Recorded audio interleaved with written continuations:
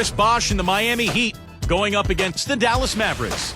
And now we head out to Dallas with Kevin Harlan, Steve Kerr, and Clark Kellogg.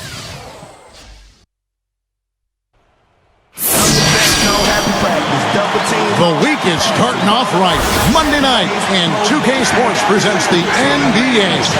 This is Kevin Harlan here with Steve Kerr and Clark Kellogg. It's Western Conference versus Eastern Conference here in Dallas, Texas, where the Mavericks will try to protect home court. So here's Miami's starting group. Wade and LeBron fill out the wings. Joel Anthony is out there with Chris Bosh, and it's Chalmers in at the point guard position. And for Dallas, Dirk Nowitzki and Tyson Chandler in the middle. Rudy Fernandez out there with Jason Kidd, and it's Butler in at the small forward. You got to wonder, has Miami set off a bit of an arms race in regards to talent with what they were able to pull off last year? Are other teams going to look to stack stars just to try to keep up?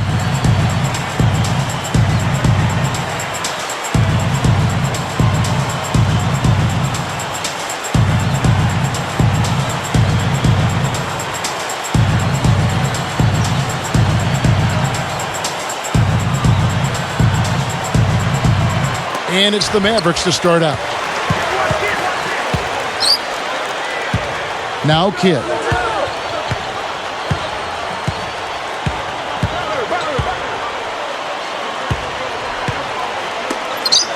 Fernandez from outside.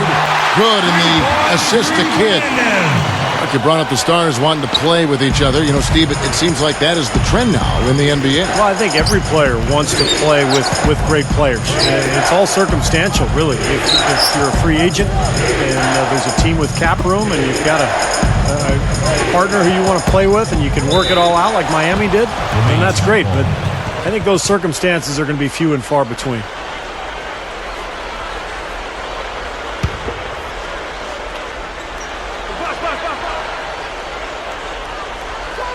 Here's Chalmers. There's the triple. Shot is off. And I think Doris Burke has something for us right now. Doris? Kevin, I was able to speak with Eric Spoelstra for a moment. He said the key to this game was simple, telling me everything for us starts on the defensive end. If we can't get it done defensively, we're not going to get it done, period.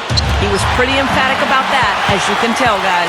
Thanks, Doris. So Clark and Steve, defense, it looks like, coming first for them today. And while you don't really want to put all of your cookies in one jar, I mean, I think emphasis on defense is the way to go. Yeah, I'd agree, because if you come out and establish the defense right away, it kind of sets the tone, and you really kind of take control of that game emotionally.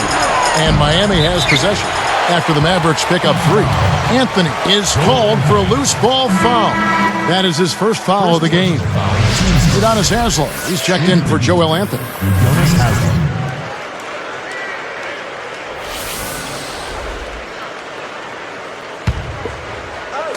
Dallas has come out of the gates quickly. Back to Nowitzki. Shoots a fader, and that one goes long. You know, last year for Dirk might have been one of his best to date. I mean, I think it was even better than his MVP year. He was just superb, but a lot of that had to do with what he showed in the playoffs. I think he was at such a high level of performance during the playoffs. Now, here's Chalmers. Dirk Nowitzki unable to get his shot to go.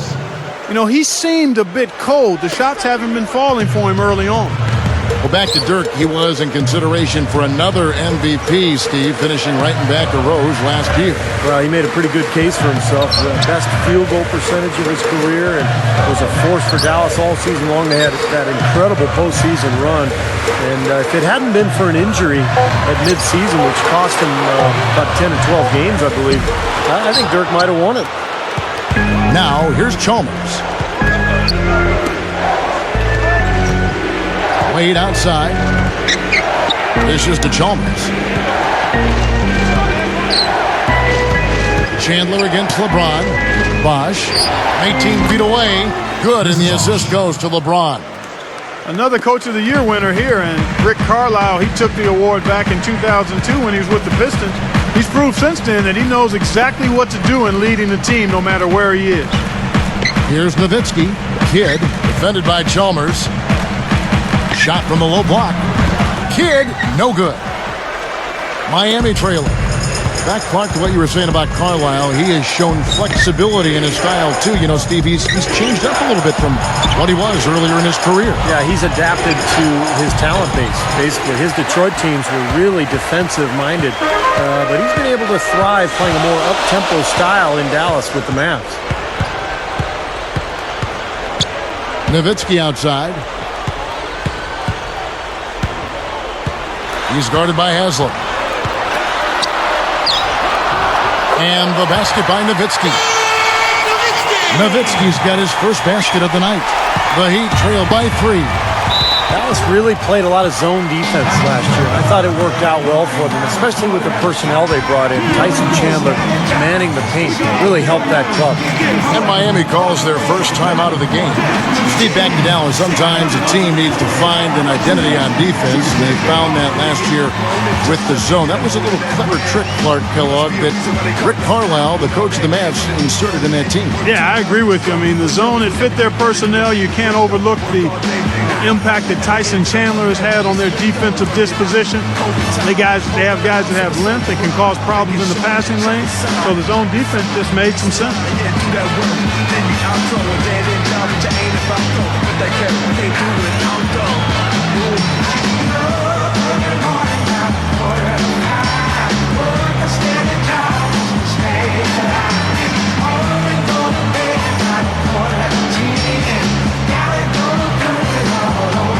A different look for Dallas. Sean Marion, he's checked in for Butler. And it's Terrian for Rudy Fernandez. Joel Anthony's checked in for Miami. House comes in for Mario Chalmers.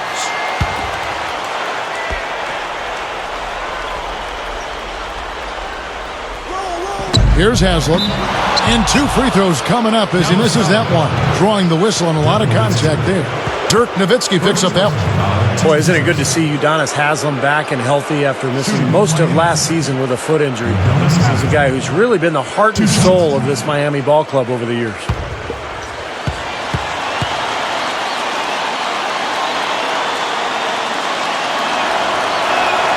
That's good from Haslam. Steve Udonis Haslem, when he re-signed with the Heat prior to last season, he could have gotten a lot more money elsewhere, but Clark, he wanted to remain in Miami, and I'm sure he is thanking his lucky stars that decision was made. Yeah, I agree with you. I mean, he and Dwayne Wade extremely close, and Haslam just kind of felt like he had a chance to stay in a place that he considered home and would be able to do great things. Credit him for picking happiness and contentment over dollar signs. Sometimes that's the best call, but you don't often see guys make it. Here. Now here's Kidd. Looking for his first bucket of the game.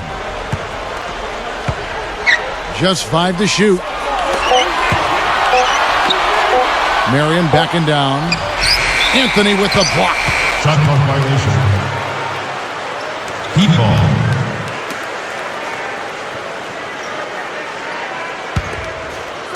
And it's Miami's ball. They trail by 1. Here is House. LeBron left side.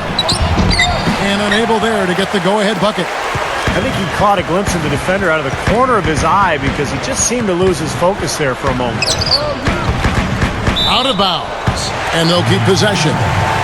He was just a hair away from making that steal. Steve, I like the instincts there. Terrific. To see the pass coming and knock it away, well done.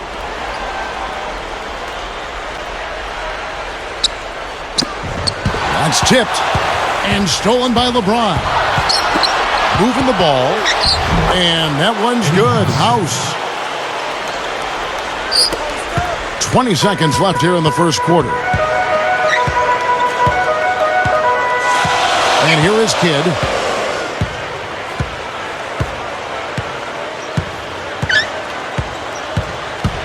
And Nowitzki backs in. Pulls up.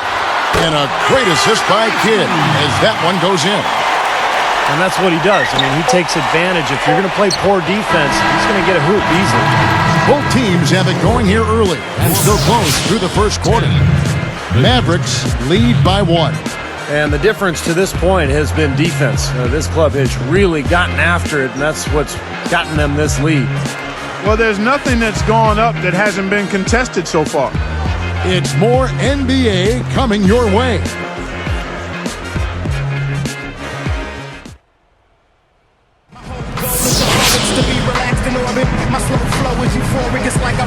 Up to this point, a closely contested game as we start the second quarter.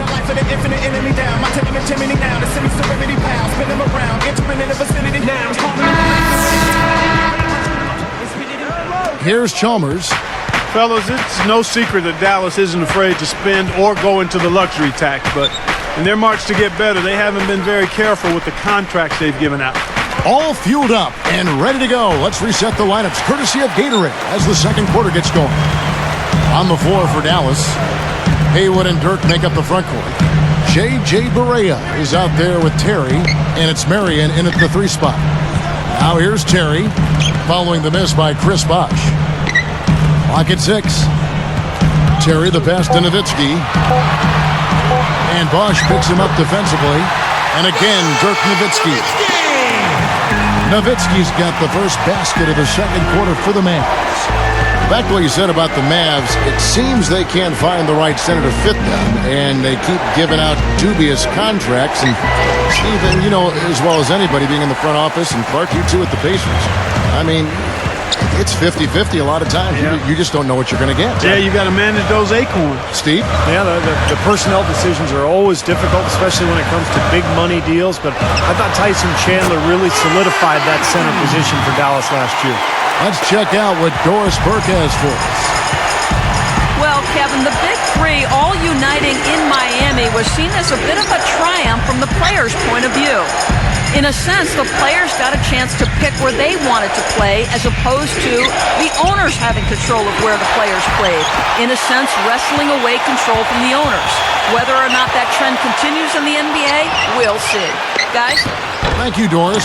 What those 3 did in Miami and getting there really did shake things up. You know, so much of where you play is really out of your hands as an NBA player, so it's tough to find free agency and to get to that point where you've got guys who you want to play with who are also free agents and a team with that much cap room. So this was a rare opportunity for these 3 players, and they joined together. Spoelstra was in a really odd and tough position last season. Never before had there been a bigger free agent talent swing, and he was tasked with getting 3 huge superstars to mesh as a unit. He's done a nice job.